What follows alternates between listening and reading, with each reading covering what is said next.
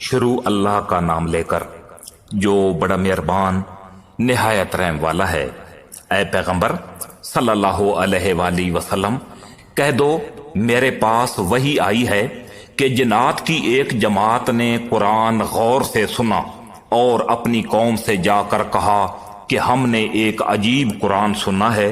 جو راہ راست کی طرف رہنمائی کرتا ہے، اس لیے ہم اس پر ایمان لے آئے ہیں اور اب اپنے پروردگار کے ساتھ کسی کو عبادت میں ہرگز شریک نہیں مانیں گے۔ اور یہ کہ ہمارے پروردگار کی بہت اونچی شان ہے، اس نے نہ کوئی بیوی رکھی ہے اور نہ کوئی بیٹا۔ اور یہ کہ ہم میں سے بے وقوف لوگ اللہ کے بارے میں ایسی باتیں کرتے ہیں جو حقیقت سے بہت دور ہیں، اور یہ کہ ہم نے یہ سمجھا تھا کہ انسان اور جنات اللہ کے بارے میں جھوٹی بات نہیں کہیں گے، اور یہ کہ انسانوں میں سے کچھ لوگ جنات کے کچھ لوگوں کی پناہ لیا کرتے تھے، اس طرح ان لوگوں نے جنات کو اور سر چڑھا دیا تھا۔ اور یہ کہ جیسا گمان تم لوگوں کا تھا انسانوں نے بھی یہی گمان کیا تھا کہ اللہ کسی کو بھی مرنے کے بعد دوسری زندگی نہیں دے گا۔ اور یہ کہ ہم نے آسمان کو ٹٹولنا چاہا تو ہم نے پایا کہ وہ بڑے سخت پہرے داروں اور شعلوں سے بھرا ہوا ہے، اور یہ کہ ہم پہلے سن گن لینے کے لیے آسمان کی کچھ جگہوں پر جا بیٹھا کرتے تھے، لیکن اب جو کوئی سننا چاہتا ہے وہ دیکھتا ہے کہ ایک شعلہ اس کی گھات میں لگا ہوا ہے۔ اور یہ کہ ہمیں یہ پتہ نہیں تھا کہ آیا زمین والوں سے کوئی برا معاملہ کرنے کا ارادہ کیا گیا ہے یا ان کے پروردگار نے ان کو راہ راست دکھانے کا ارادہ فرمایا ہے۔ اور یہ کہ ہم میں کچھ نیک ہیں اور کچھ ایسے نہیں ہیں، اور ہم مختلف طریقوں پر چلے آ رہے ہیں۔ اور یہ کہ ہم یہ سمجھ چکے ہیں کہ نہ ہم زمین میں اللہ کو عاجز کر سکتے ہیں اور نہ کہیں اور بھاگ کر اسے بے بس کر سکتے ہیں۔ اور یہ کہ جب ہم نے ہدایت کی بات سن لی تو ہم اس پر ایمان لے آئے، چنانچہ جو کوئی اپنے پروردگار پر ایمان لے آئے تو اس کو نہ کسی گھاٹے کا اندیشہ ہوگا اور نہ کسی زیادتی کا۔ اور یہ کہ ہم میں سے کچھ تو مسلمان ہو گئے ہیں اور ہم میں سے اب بھی کچھ ظالم ہیں، چنانچہ جو اسلام لا چکے ہیں انہوں نے ہدایت کا راستہ ڈھونڈ لیا ہے،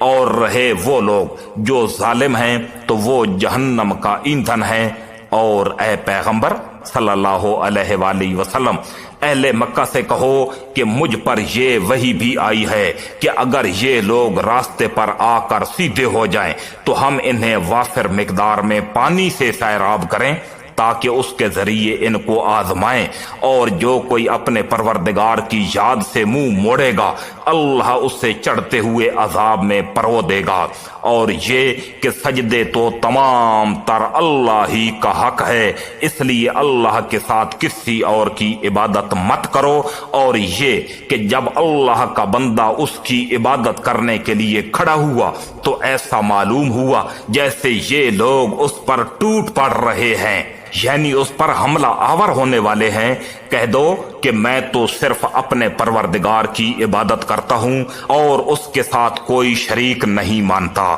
کہہ دو کہ نہ تمہارا کوئی نقصان میرے اختیار میں ہے اور نہ کوئی بھلائی۔ کہہ دو کہ مجھے اللہ سے نہ کوئی بچا سکتا ہے اور نہ میں اسے چھوڑ کر کوئی پناہ کی جگہ پا سکتا ہوں، البتہ جس چیز پر مجھے اختیار دیا گیا ہے وہ اللہ کی طرف سے بات پہنچا دینا اور اس کے پیغامات ہیں۔ اور جو کوئی اللہ اور اس کے رسول کی نافرمانی کرے گا تو اس کے لیے جہنم کی آگ ہے جس میں ایسے لوگ ہمیشہ ہمیشہ رہیں گے، اور یہ لوگ نافرمانی کرتے رہیں گے یہاں تک کہ جب وہ چیز انہیں نظر آ جائے گی جس سے انہیں ڈرایا جا رہا ہے تو اس وقت انہیں پتہ چل جائے گا کہ کس کے مددگار کمزور ہیں اور کون تعداد میں کم ہے۔ کہہ دو کہ مجھے معلوم نہیں ہے کہ جس چیز سے تمہیں ڈرایا جا رہا ہے آیا وہ نزدیک ہے یا میرا پروردگار اس کے لیے کوئی لمبی مدت مقرر فرماتا ہے۔